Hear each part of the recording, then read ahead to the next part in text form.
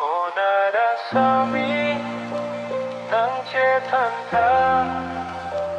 Kolongga-dongga mukhang majengka Konarasami ng cetanta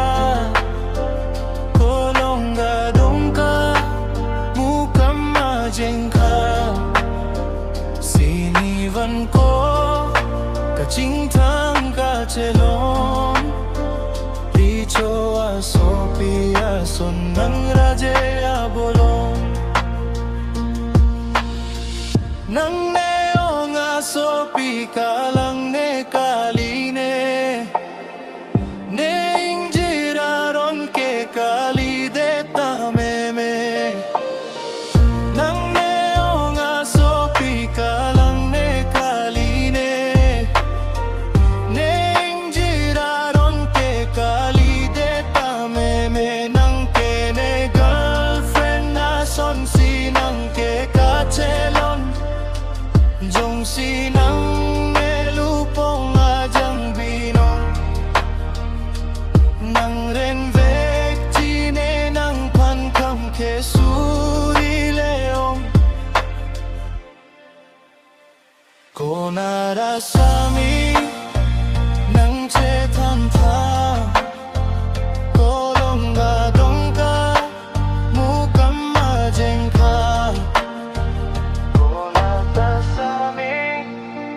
ng cetanta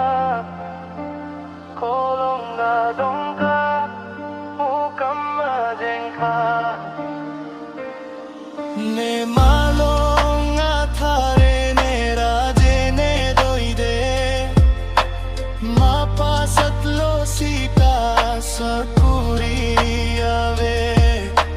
Malong athare ne raje ne doide Mapasatlo sita sakuri ave Punta ng panang relong lote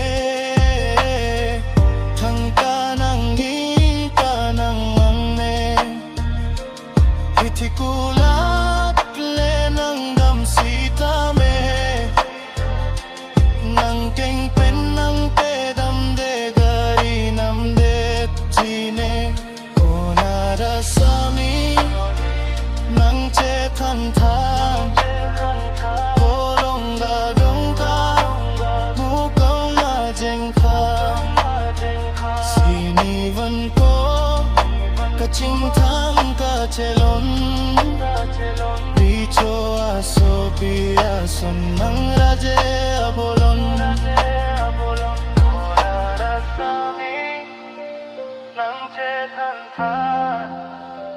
Kolongga-dongga mukhang majengka